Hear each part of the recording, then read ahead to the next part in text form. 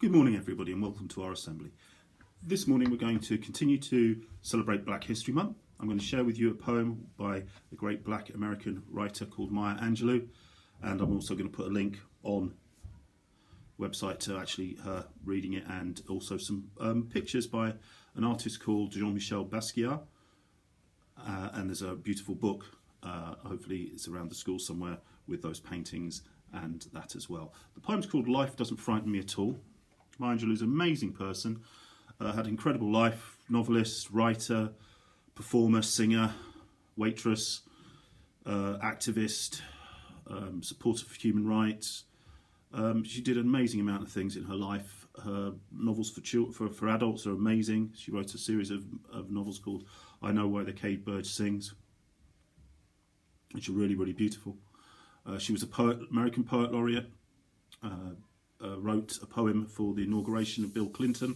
She did all sorts of things, and she is somebody who we celebrate in Black History Month as a black voice. Her voice was amazing, and you can hear that in the link I put in terms of her reading the poem. I'll be doing something a bit silly here. I'm going to read a poem, and then actually they'll show you a recording of the author reading the poem. So obviously I'm nowhere near as good as Maya Angelou. She was an amazing person, and somebody whose voice really resonates for people. And one of the things I said about Langston Hughes on Friday, which is true of Maya Angelou, her poetry is both specific about her own experience and also general about everybody's experience. So there's things that I can find in her work that resonate with me, even though we've had very, very different lives.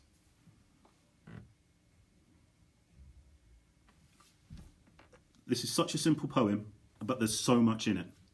You could write hundreds and hundreds of pages, and people have, about what this poem's about, but it's so simple as well. Life Doesn't Frighten Me by Maya Angelou. Shadows on the wall, noises down the hall, life doesn't frighten me at all. Bad dogs barking loud, big ghosts in a cloud, life doesn't frighten me at all. Mean old Mother Goose, lions on the loose, they don't frighten me at all. Dragons breathing flame on my counterpane, that doesn't frighten me at all. I go boo, make them shoo. I make fun, way they run. I won't cry, so they fly. I just smile, they go wild. Life doesn't frighten me at all. Tough guys fight, all alone at night. Life doesn't frighten me at all.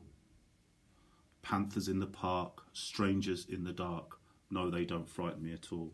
That new clothes I wear, boys all pull my hair, kissy little girls with their hair in curls, they don't frighten me at all. Don't show me frogs and snakes and listen to my scream. If I'm afraid at all, it's only in my dreams. I've got a magic charm that I keep up my sleeve. I can walk the ocean floor and never have to breathe. Life doesn't frighten me at all, not at all, not at all. Life doesn't frighten me at all. One other thing I think that's a really important thing to do when you hear a poem is to stop after you've heard it for a thing and read a poem and just reflect, just think, what does that mean? What's that about? What's that? That's a really important thing to do when you hear a poem. A counterpane is a kind of a blanket on a bed. So one of the other things you might want to do when you listen to a poem is think about what words I don't understand in that poem and what does that mean. How can I get some stuff from that poem? I think this is a beautiful poem for today.